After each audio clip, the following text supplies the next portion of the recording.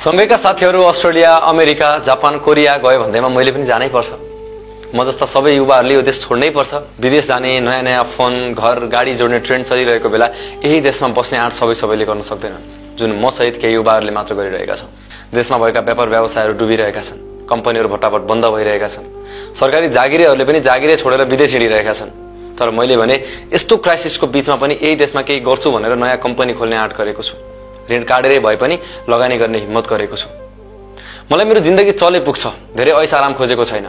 कमसेकम आफ्नै माटोमा बस्न पाएको छु, दशैं तिहार चाडपर्वमा परिवारसँग खुसियाली साट्न पाएको छु, आमा बुवालाई पनि मेरो सन्तान नजिकै छ भन्ने आभास गराएको छु। थाहा छ समयमै विदेश गएका साथीहरूले नयाँ नयाँ घर गाडी जोडिसके, राम्रो कमाएका छन्, तर पनि उनीहरूमा मेरो जतिको आत्मसन्तुष्टि देखेको छैन। आखिर सबै थोक पैसा पनि त होइन रहेछ। मैले भलै उनीहरूको जति पैसा कमाउन सकेको छैन, तर म उनीहरूभन्दा धेरै खुसी छु, उनीहरूभन्दा धेरै सन्तुष्ट छु। आफ्नै देशमा बसेको छु, मन लाग्दा साँझ बिहान समयमा खाना खान पाएको छु, साथीभाइसँग भेटघाट चियापान गर्न पाएको छु, कसैलाई गाह्रो साह्रो पर्दा सरसहयोग गर्न जुटेको छु, इच्छा अनुसार काम गर्न पाएको छु, कसैको अन्डरमा बसेर काम गर्न परेको छैन, आफ्नै देशमा एक मालिकको जिन्दगी जिरहेको छु।